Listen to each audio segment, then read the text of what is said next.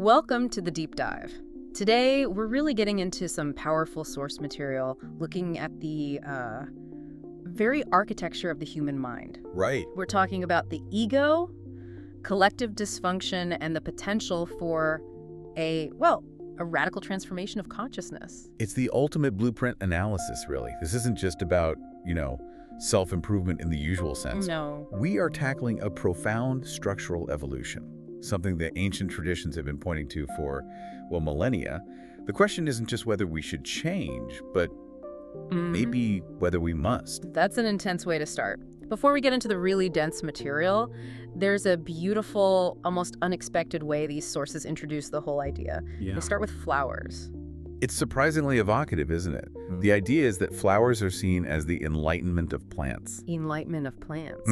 They're less dense than the roots and stems they come from. They're more ethereal, almost like they're existing on a higher frequency, but still rooted in the earth. A bridge. A bridge, exactly. A bridge between the world of physical forms and the formless. And the sources point out that great teachers have always recognized this. Jesus talking about the lilies of the field. Right. And of course, the Buddha's silent sermon. He just holds up a flower.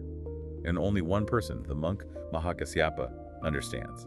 He just smiles. And that became the origin of Zen. The transmission of truth beyond words.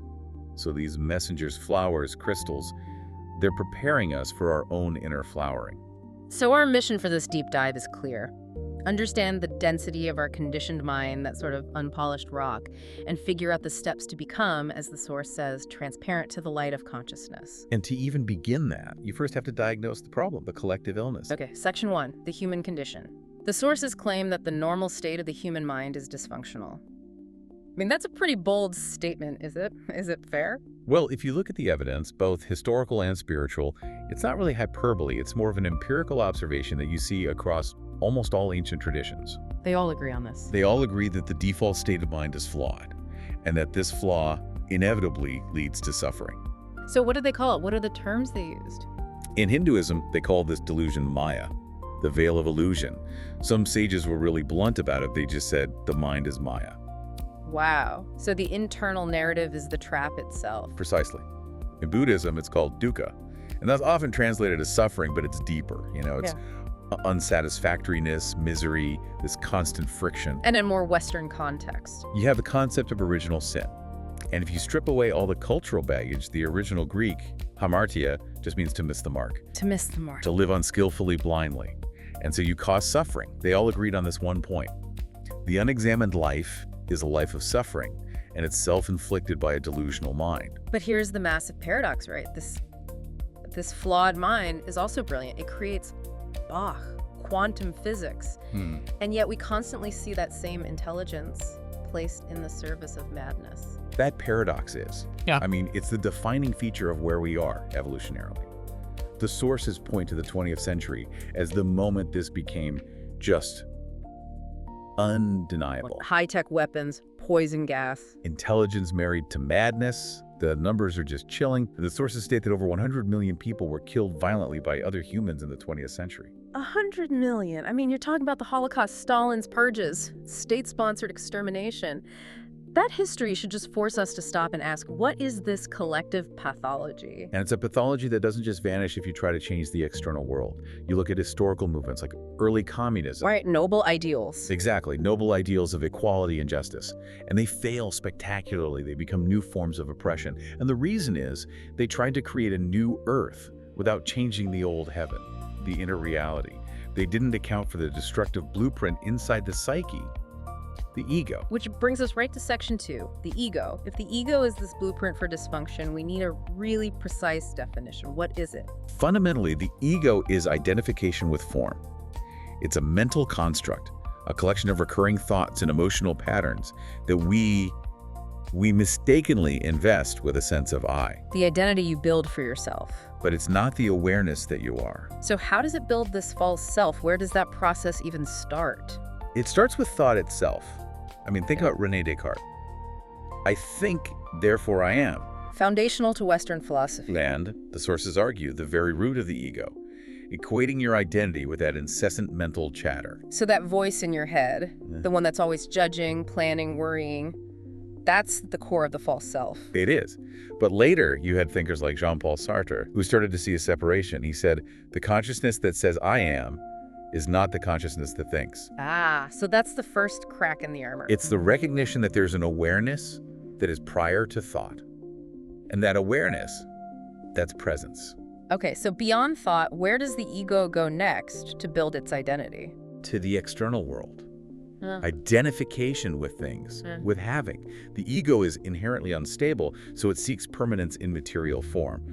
That's why advertising works so well, right? Yeah. It's not selling you a product. It's selling an identity enhancer. Exactly. We confuse what we have with who we are. But I have to ask, if the ego is rooted in possessions and roles, isn't there a danger here? That if you dissolve the ego, you lose your motivation, your ambition, your uniqueness. Why do anything if you're meant to be nobody in particular? That is a crucial question. And the answer is no, because true motivation comes from purpose and joy, not from a sense of deficiency.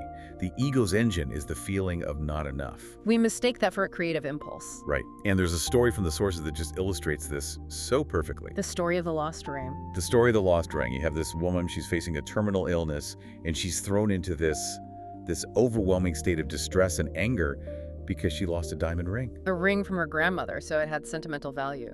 Tremendous value. And yet, the reality of her disease was less distressing to her in that moment than the loss of this object. And the insight came when she was asked to just observe her reaction and ask, has who you are become diminished by this loss? Yes. In that moment, a pure observation, it dawned on her.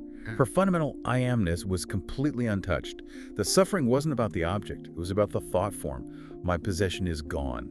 I've been diminished. So when she shifted from the thought, from mind, to the awareness of I am. The emotional turmoil, which was just the ego defending its little territory, it just dissolved. So the satisfaction the ego gets from having is always fleeting. The real drive, the structural part, is the need for more. The state of wanting. That's the key. That feeling of I don't have enough yet is psychologically the same as saying I am not enough yet. The wanting is what keeps the ego alive and dynamic, much more than the temporary pleasure of having ever could. And this identification also extends to roles and to the body. Oh, heavily. And this is where we see so much suffering. If you identify with your body, your self-worth is tied completely to your appearance or physical strengths. Which will inevitably fade. Inevitably, the identity collapses. And the sources also highlight how parents can confuse the temporary function of parenting with the permanent role as an identity. So they become controlling. Exactly, because of an unconscious fear of losing their self-concept as the parent once the child grows up. So if the ego is the mental structure, let's talk about its dark companion. Section 3, the pain body. The pain body is the emotional residue of the ego. It's an autonomous energy form, an accumulation of every bit of unaddressed negative emotion from your entire life. Fear, anger, grief. All of it, stored in the body's cells, and its only purpose is survival. Like any entity, it needs to feed. And it feeds on energy that's compatible with itself. It's a raw emotion looking for more emotion. Precisely. So it seeks out conflict, drama, misery, but mostly it feeds on negative thought loops. Rumination. A happy thought is indigestible to it. The energy is too high. So when the pain body is active, it hijacks your mind. It forces you to generate thoughts of judgment, victimhood, complaint, just to keep itself fed. This is where that incredible analogy of the duck with the human mind comes in. It's perfect, isn't it? It illustrates the difference between instinct and ego. Two ducks have a fight. A brief fight. Right? They engage, then they stop, they flap their wings a few times, releasing the conflict energy, and they move on. They're in the present moment. But a human keeps that fight alive for days, weeks, sometimes years. Through constant mental storytelling. I can't believe he said that. I'm the victim here. I need to plan my revenge. The mind turns a momentary event into an endless narrative, which feeds the pain body and the ego. The ego loves conflict. It absolutely needs enemies. The ego strengthens itself by making others wrong, through fault-finding, complaining, resentment, which is why the sources stress this profound truth. What you react to in another, you strengthen in yourself. The faults that you most resent in others are almost always the unacknowledged patterns in your own ego. So the responsibility comes right back to our own reaction. How do we break that cycle then? Through non-reaction. When you see someone acting out of anger or judgment, You have to learn to recognize that it's coming from their ego, their collective dysfunction, not from their true identity. You realize it's not personal. And when you realize it's not personally, you don't engage. The Source defines this as forgiveness, which really means to look through the ego to the sanity underneath. You refuse to feel the drama, and you stop feeding the pain body. This all sets the stage for Section 4, the path to awakening. It seems transformation is possible through realizing presence. So, what are the core practices? The very first step, the most liberating one, is disentangling yourself from that voice in your head. The inner narrator. You realize the voice of judgment and worry. That is not who I am. And when you make that distinction, the next question is the gateway. Who am I then? The one who sees that. The one who sees that. Your identity shifts from the content of your thoughts to the awareness of your thoughts. And from there, we need to create space for that awareness. Yes, create gaps in the stream of thinking. And this doesn't have to be, formal meditation. You can use simple anchors. Like your breath. Like conscious breathing. You feel the air coming in, going out. You can't be aware of your breath and lost in thought at the same time. Or you can feel the subtle aliveness inside your body, that field of energy in your hands, your feet. It anchors you in the now, instantly. That seems possible when things are relatively calm. But what about when life throws you a true limit situation? A tragic loss, a severe illness, the things that feel impossible to accept. Well, those experiences can actually be the greatest catalyst. If one chooses surrender instead of inner resistance, those limits can become an opening into the realm of spirit. Like Stephen Hawking. A perfect example. He yielded to the inevitability of what is, and that inner acceptance of the present moment. That's the ultimate power. There's a story of the Zen master Hakuin. With the phrase, "Is that so?" Yes, he's falsely accused of fathering a child. His only response is this non-judgmental acceptance. Is that so? A year later, the real father confesses. They bring the child back, apologizing profusely. And his response? Is identical. Is that so? He never resisted the form the moment took, whether it was blame or praise. So, moving to our last section, how does this inner state translate into action in the world? If our inner purpose is to awaken, how do we define success? We have to completely discard the ego's notion of success, winning, prestige, future outcomes. The Source puts it so well, you cannot become successful, you can only be successful. So success is a successful present moment. Exactly. It's the quality, the care, the attention that flows into the simple action you're doing right now. And the Source outlines three Right. frequencies or modalities for this awakened doing. Right. Your actions have to arise from one of three: acceptance, enjoyment, or enthusiasm. Acceptance is the baseline. Doing what's required, willingly. Even if it's changing a flat tire in the pouring rain. Instead of adding inner resistance, I hate this, you just accept the necessity of it. And that brings a sense of peace into the action. And enjoyment is the next level up. That's when you're so fully present in what you're doing that you experience the joy of being in its dynamic form. Yeah. You're in the flow. And then there's enthusiasm. This one feels really important. How is true enthusiasm different from just, ego-driven ambition? Enthusiasm is enjoyment, plus a goal or a vision. Ambition is always powered by a sense of lack. I need this to complete me. It's restless.